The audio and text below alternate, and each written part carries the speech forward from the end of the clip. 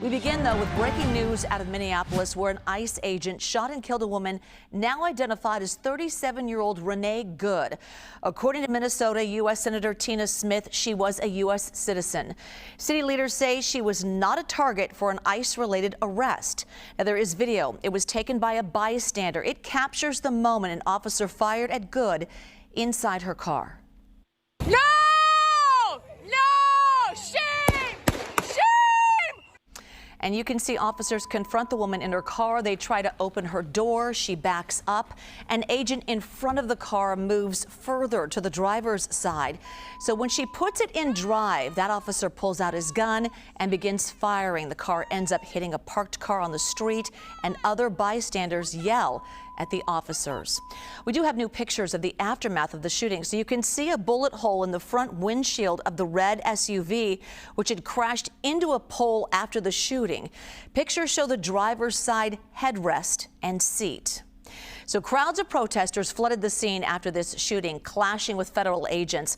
Officers set off chemical spray. They pulled people to the ground. You can actually see one protester throw a snowball at an officer.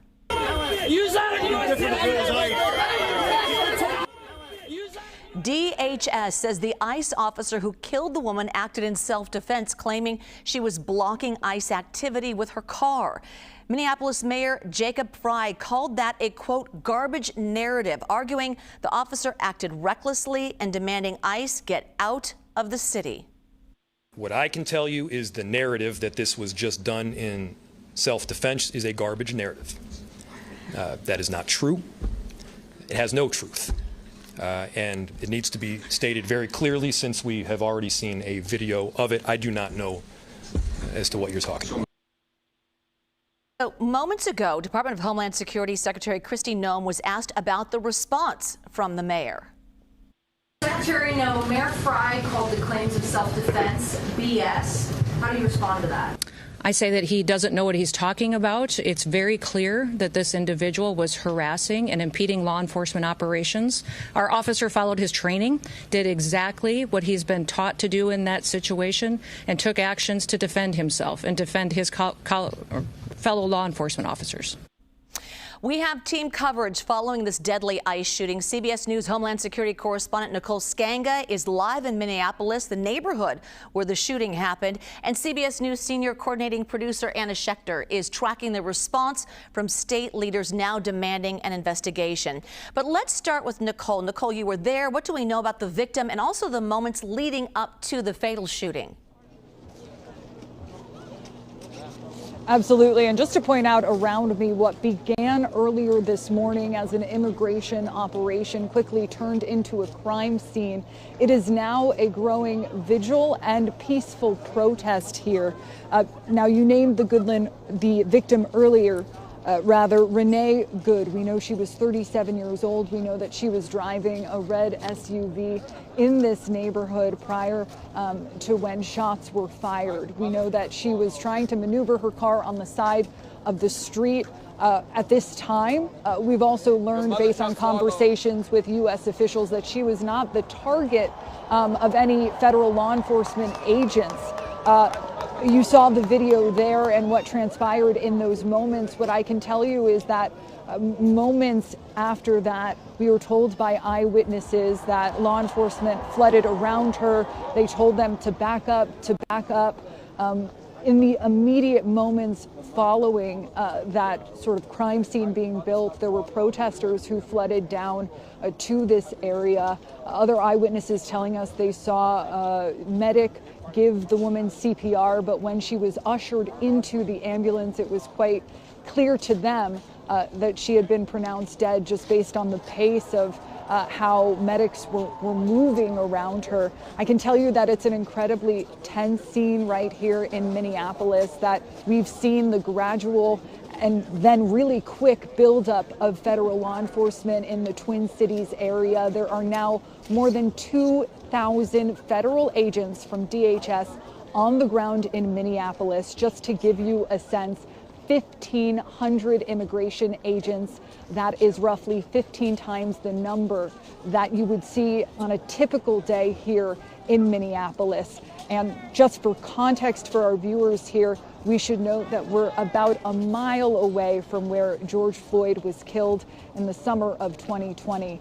This is a community that neighbors here have described to us as being vibrant, as being friendly, as being diverse, but still hurting from that tragic incident and certainly hurting today.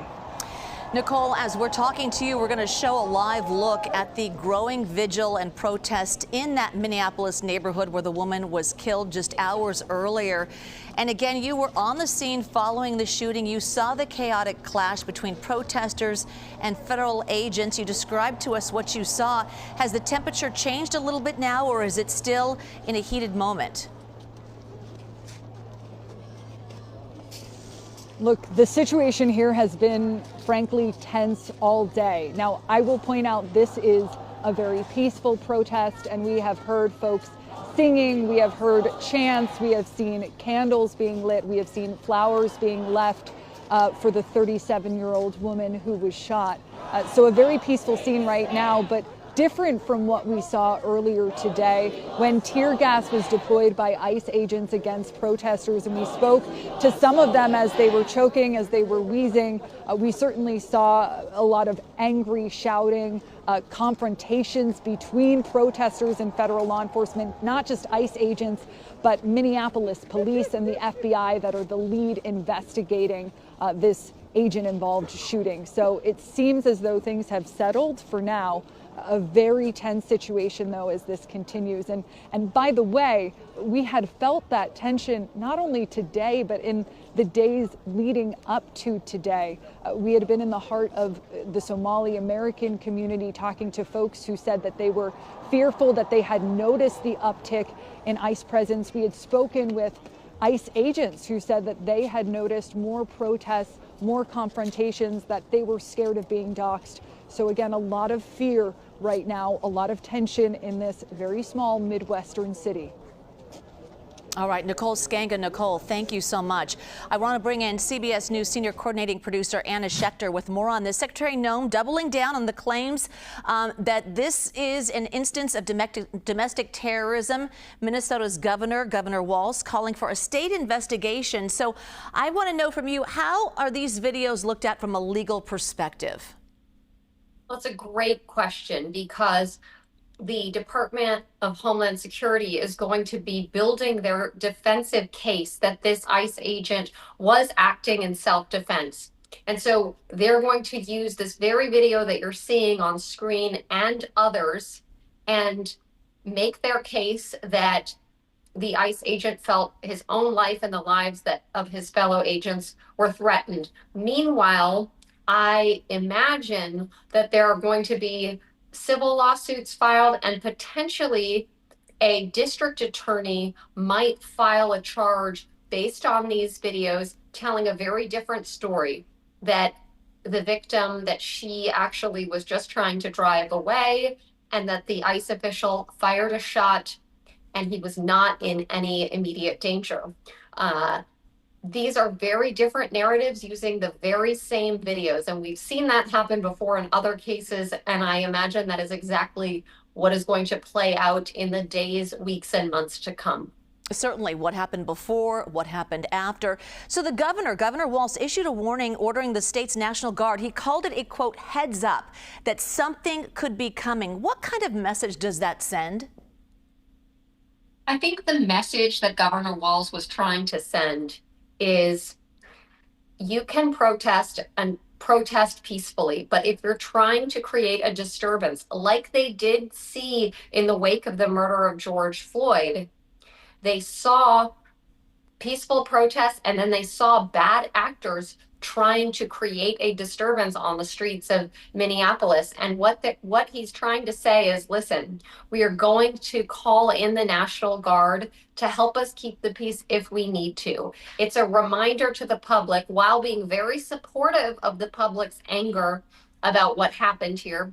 Governor Walz and the mayor of Minneapolis both were in defiance in their speeches, in defiance of President Trump's rhetoric and Kristi Noem's rhetoric. However, I think they want to send the message that they do have National Guard troops. Some of them are actually undergoing training right now, but they will deploy them if need be. I think that was actually a message of, listen, we want to keep this safe, and we do have National Guard. They were also paving the way for bringing in the National Guard and kind of giving people a heads up that the Democrats, Governor Walz, is calling for them to come in. So if they do see National Guard's troops on the ground, don't, lash out at them or give them a hard time, because actually the governor might be calling on them to help keep the peace. I think what they're doing is they're anticipating potentially, given just what a lightning rod, a political lightning rod, the ICE operations are, and the fact that a woman now is dead, they're anticipating that people might be coming out and protesting, and they want to make sure that they are in a good position to have safe protests throughout the city.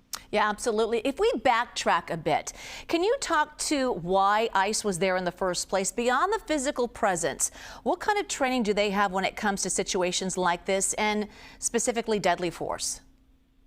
Well, before federal agents are deployed, they should be getting de-escalation training. They should be getting training for working in urban environments, like within a city of Minneapolis, and working in a residential neighborhood where people might not be happy that you're there. It's unclear how much training the individual who fired the shot got, although Kristi Noem did just say at the press conference that this is someone with experience who followed his training. So it sounds like this is an experienced officer who has had training. I want to note, though, that immigration agents don't have the same amount of training as a police force will have in terms of not necessarily crowd control, but de-escalation. How do you control your anger? How do you bring down the temperature when things get heated with members of the public? Because what it appears to have been is you had members of the public enraged that ICE was there, and they were shouting at them to leave and taunting them and potentially blocking vehicles. And the agents need to be able to keep their cool in the face of that. And it appears that the opposite happened today. Yeah. So let's see how this plays out. We really need to know the results of a thorough investigation that is underway right now. Anna Schechter. Anna, thank you so much.